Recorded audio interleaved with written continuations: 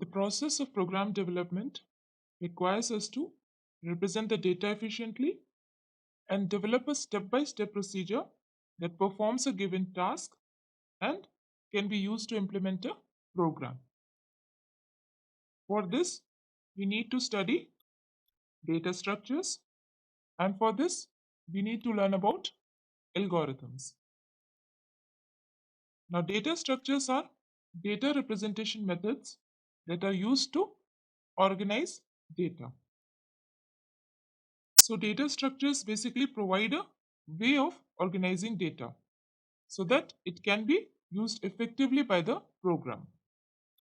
For example, the data structures, arrays, linked lists, or trees are different ways of representing the data. Array is the simplest data structure in which data is organized in linear order in consecutive memory locations. Linked list is also a linear data structure, but it does not store data in consecutive memory locations. Trees are non-linear data structures which store elements in hierarchical order.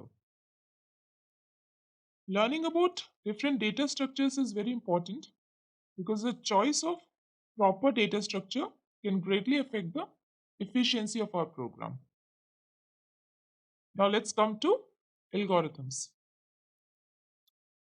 An algorithm is a procedure that contains well-defined steps for performing a given task.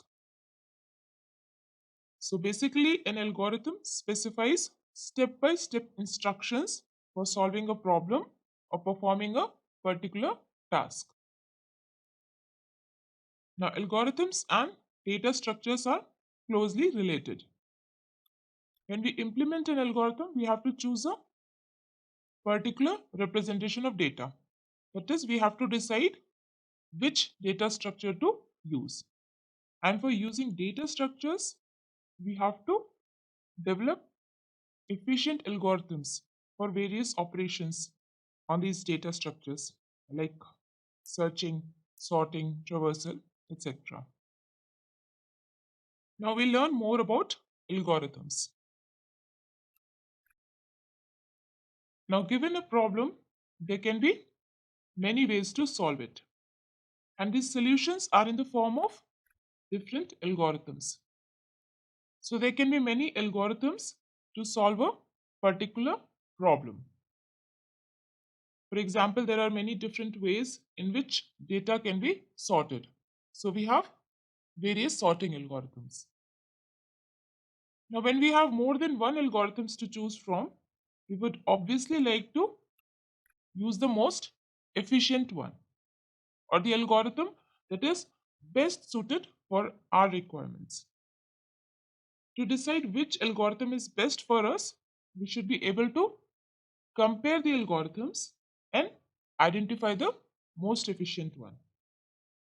Now, the efficiency of an algorithm mainly depends on these two factors: running time of the algorithm and memory occupied by it. So, an efficient algorithm is one that takes less running time and occupies less memory. There can be other measures of efficiency also, like network usage or disk usage, but these are the two factors which are most important. From these two factors also, we are generally more concerned about the running time of the algorithm. So in the next lecture, we'll see how we can compare algorithms based on their running time.